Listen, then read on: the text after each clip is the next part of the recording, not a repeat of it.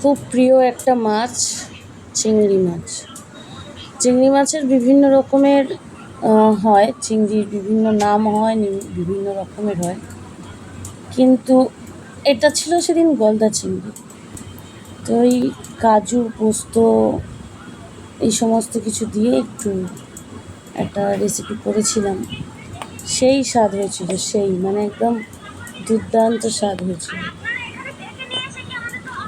খুব ভালো হয়েছিল খেতে। আপনারা দেখুন পুরো ভিডিওটা, যদি মনে হয় যে হ্যাঁ এরকমভাবে করা যায় তো করে একবার খেয়ে দেখবেন, আশা করি খুব ভালো লাগবে। আর আমার তো ছোটো ছেলে, সে পছন্দ করে একটু চিংড়ি মাছ খেতে, অন্য কোনো মাছ খায় না, কারণ ভয় পায়, কাঁটার ভয় পায় প্রচণ্ড, তো কোনো মাছ খেতে চায় না, কিন্তু চিংড়ি মাছটা খুব পছন্দ করে। তো এই চিংড়ি মাছটা করেছিলাম সেদিন, আমি ভাবলাম আপনাদের সাথে একটু শেয়ার করি, তো এই কারণে আর কি দেখাতে আনলাম। তো খুব সুন্দর টেস্টি হয়েছিল। আর ওর মধ্যে একটু কালো জিরে দিয়েছিলাম, কালো জিরে দিয়ে ফোড়ন দিয়েছিলাম আর কি। আর আমরা তো আগেও বলেছি যে আমরা একটু সাদা তেল খাই, জানি না সর্ষের তেলের ব্যাপারটা কেমন হবে, কিন্তু আমরা তো সাদা তেলই খাই।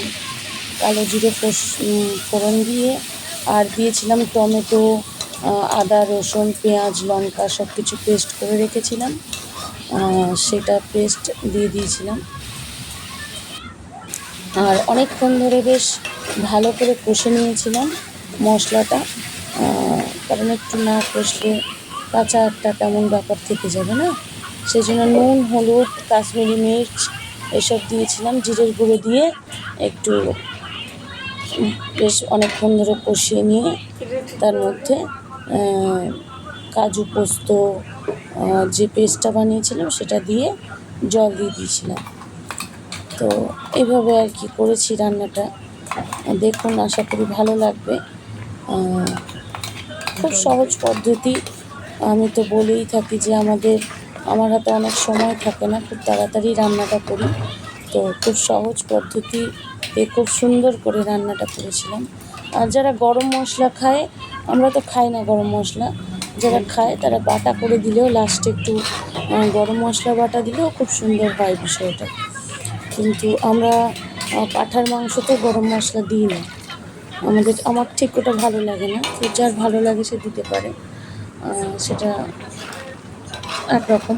আর একটা হয় যেটা নারকেলের দুধ দিয়ে, এটা মালাইকারির মতো হয়ে যায়, কিন্তু এটা মালাইকারি হয়নি, আমি সেদিন ওটা মালাইকারি করিনি, আমি কাজু পোস্ত দিয়ে আর কি এটা করেছিলাম। খুব টেস্টি হয়েছিল, খাবারটা খুব ভালো হয়েছিল।